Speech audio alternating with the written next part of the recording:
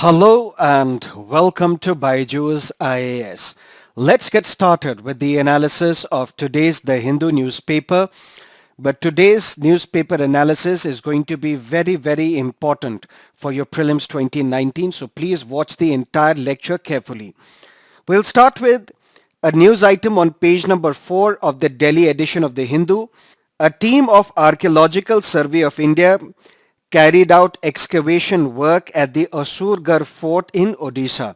And there they have unearthed artifacts that are believed to be 2300 years old.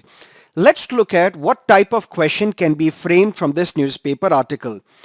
Consider the following statements about the recent excavation by ASI at Asurgarh fort. The fort is in the state of Odisha, correct.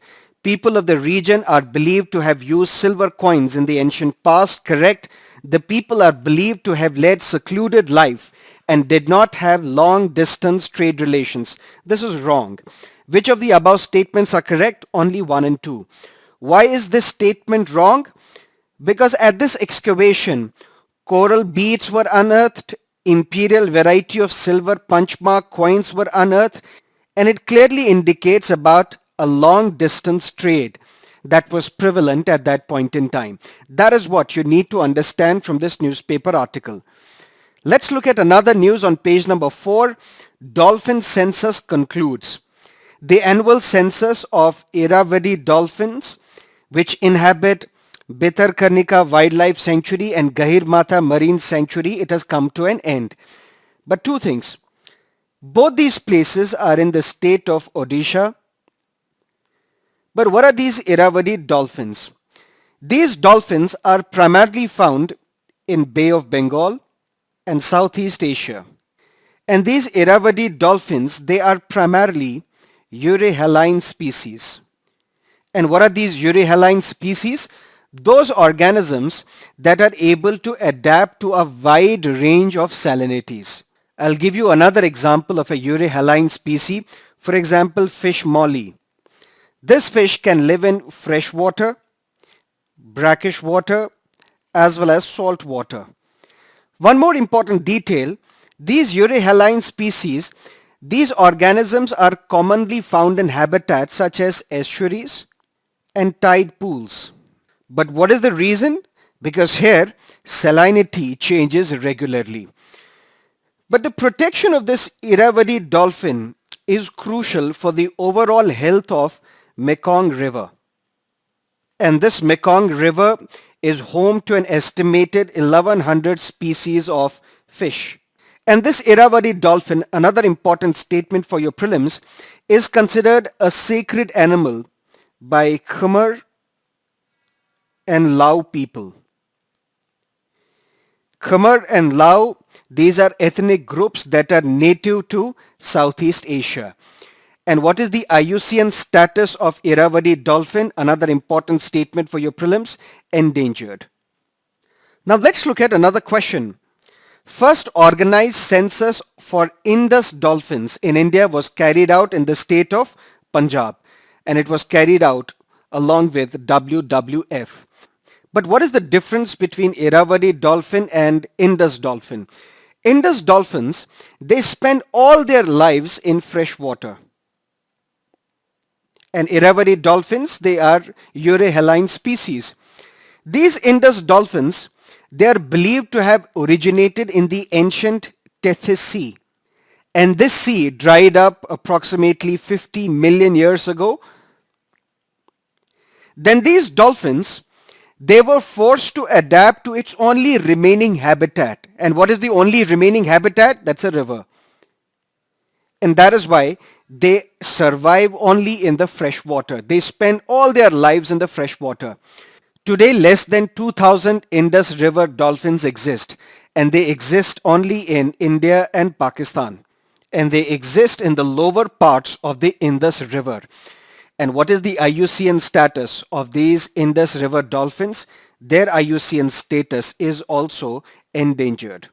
Another important detail for your prelims is that these Indus River dolphins, they are blind species and they communicate through echo, just like bats. These are very important statements for your prelims.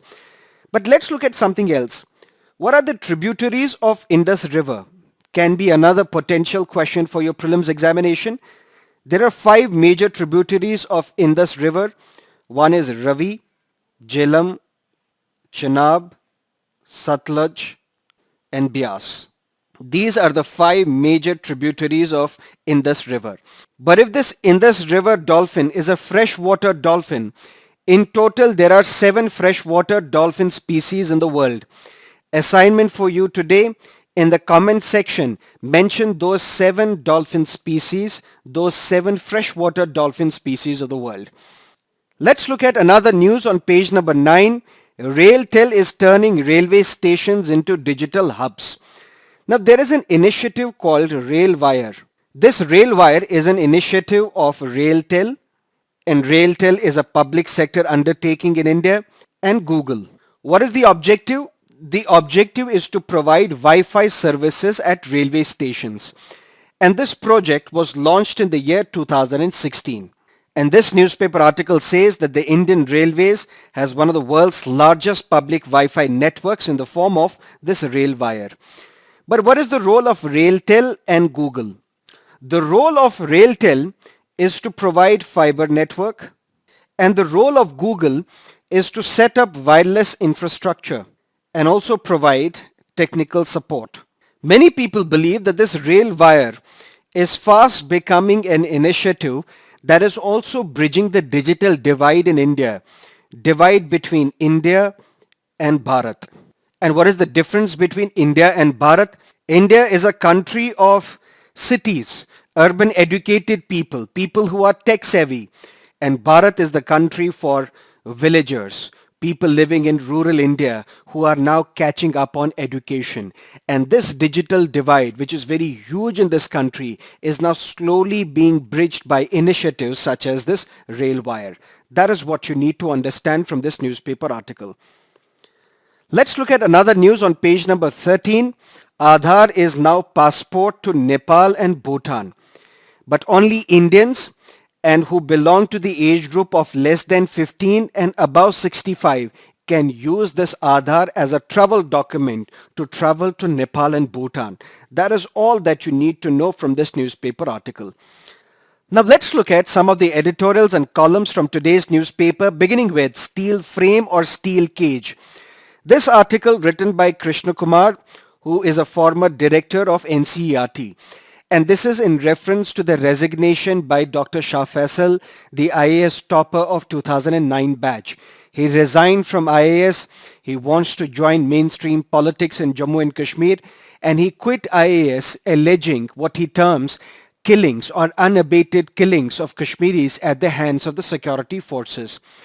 But this column makes a sweeping argument and says Shah Faisal's resignation tells us about the receding powers of the civil service to make a difference to society. This is where I disagree with the writer. There are people who quit medicine, engineering, management, but that doesn't mean that these professions are fast losing their sheen or their charm. Similarly, people quit IAS to join politics. People quit IAS to start a business, but that doesn't mean that this profession of civil services is also receding in its charm or in its sheen. Because if that is the case, then why are more than 1 million people applying for civil services every single year? There are 2 professions, at least in India, which has the power to change the lives of the millions of the people in this country. One is politics and the other is civil services. So just because 1 or 2 people quit the service, that doesn't mean that this service is fast losing its appeal amongst the youth of this country. But one important thing from the prelims perspective, this post of district collector was started in 1772 by Warren Hastings. Now let's look at another column on page number 10, fabrication and falsification. In the UPA government headed by Dr. Manmohan Singh, in 2004, an advisory body was constituted called National Advisory Council, and it was headed by Mrs. Sonia Gandhi. This National Advisory Council had people from all walks of life. People like former IAS officer Aruna Roy, Harsh Mandar, people like John Drays, people like Madhav Gadgil. And this National Advisory Council has been criticized by many. Criticized primarily on the ground that it undermined the significance of the post of the Prime Minister, and this NAC acted like a super cabinet. But nevertheless, NSC has played a very important role in formulating some of the key legislations in this country. For example, Right to Information Act, Right to Education Act, National Food Security Act, and the biggest of all, MGNREGA, Mahatma Gandhi National Rural Employment Guarantee Act, which was championed by this National Advisory Council. This act was launched in the year 2006, but what was the objective? The objective was to provide livelihood to people in rural India. That means if there are people in rural India who are looking for jobs, who are looking for livelihood opportunities, we will provide them at least 100 days of employment every financial year. And if we are unable to provide them employment, we will provide them unemployment allowance. The aim was not just this. The aim was to give a sense of dignity to the people in the rural India, because they are not begging for money, they are getting the money for the work that they do in the rural India. And another important aim was to create assets. Asset creation was an important objective of this MGNREGA. Assets such as roads, ponds, wells, canals, so on and so forth. And this MGNREGA is considered to be one of the most ambitious programs for poverty alleviation in the whole world. But there is one problem which has been highlighted in this article, and that talks about the fabrication and falsification. What is that? Let me make it simpler for you so that you don't have to read this newspaper article. This is Management Information System for MGNREGA, basically a software. So if there is an individual who wants a job, this individual, his name, his details should be mentioned in this Management Information System, so that we have to provide this individual with a job within 15 days. And within 15 days, if we are unable to provide this individual with a job, we have to provide him with an unemployment allowance. But what is happening in this case? The detail about this individual is not entered in the Management Information System. So that is one problem that Mr. Rajendra Narayan finds in the implementation of this MGNREGA program. But why is the name not included in this Management Information System? People say primarily because of lack of funds. So if the government does not have the funds, they are not mentioning the details of those individuals who are looking for a job in rural India, because they don't have the money to pay these individuals and they don't have the money to pay the unemployment allowance. But even when the details are entered, there is another problem. Work is not provided sometimes. That means in some cases, the details about those who are seeking work, this detail is missing. In other cases, even if the details are mentioned, but either work is not provided to these individuals within 15 days, and when work is not provided, even unemployment allowance is not provided.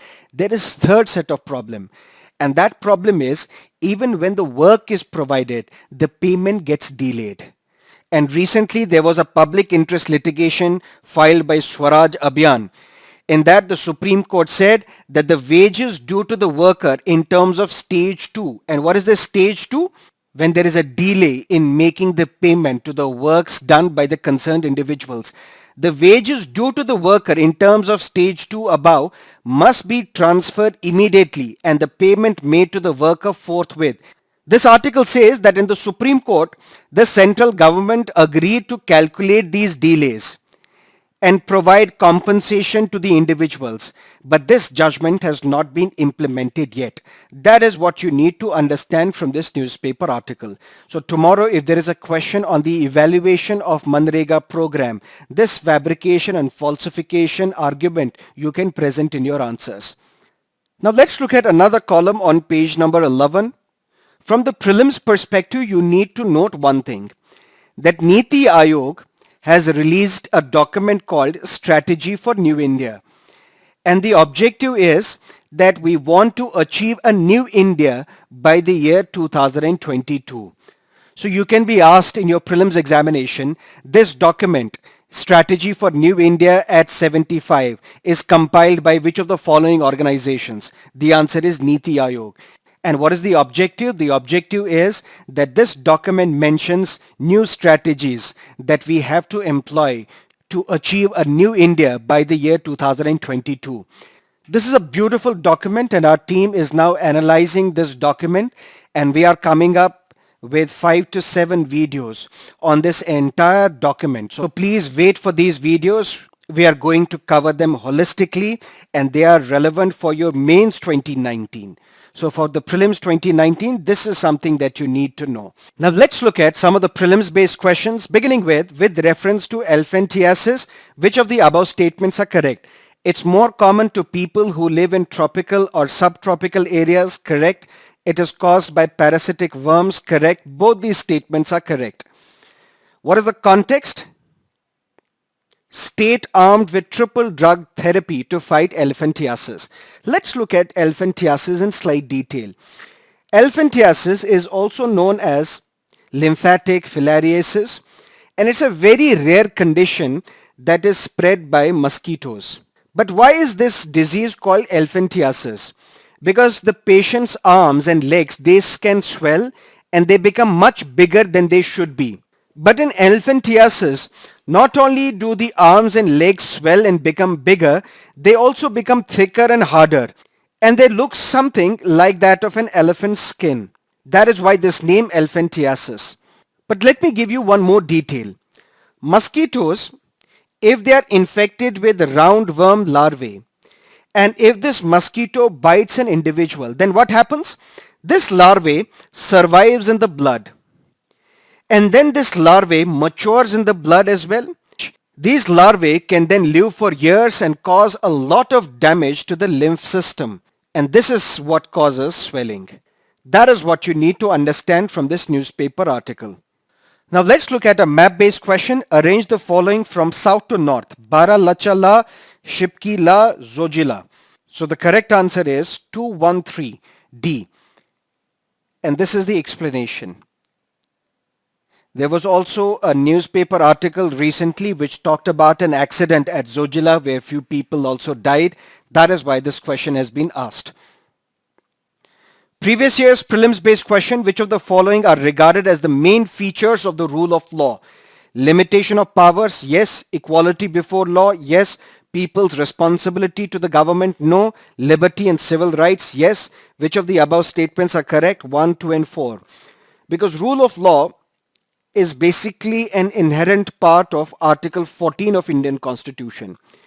If you look at Article 14, talks about there shall be equality before law. And what is this equality before law? This equality before law is basically a corollary of this rule of law. And this rule of law was crystallized by British constitutional expert A.V. Dicey. And there are two integral parts of this concept of rule of law. One is anybody can sue or be sued. That means you can file a case against me, I can file a case against you. That means there is no concept of only an upper class or an upper caste people can file the case and not lower caste or lower class people. Anybody can sue or be sued. And second important principle is nobody shall be sentenced in body or goods except for a breach of law. That means unless and until you have violated a law, you have broken a law, your life cannot be snatched or your property cannot be snatched from you. If only you violate a law, then an action can be taken against you. So basically, what is a fundamental right? Fundamental right is nothing but limitation on the powers of the state, limitations on the powers of the legislature, limitations on the powers of the executive. How? Because all these fundamental rights, mostly they are negatively worded. If you look at the text of these fundamental rights carefully, you will find out statements such as the state shall not discriminate, the state shall not deny equality, the state shall not deprive, the state shall not do this, the state shall not do that. That means this fundamental rights chapter places limitations on the powers of the state. That is what you need to understand from this prelims based question. And since it is Monday, 2 essay-based topics for you. Fear has no place, only strength, respect, strength. And number 2, arc of the moral universe is long, but it bends towards justice. That is it from our newspaper analysis today. Thank you for being with us. Have a great day.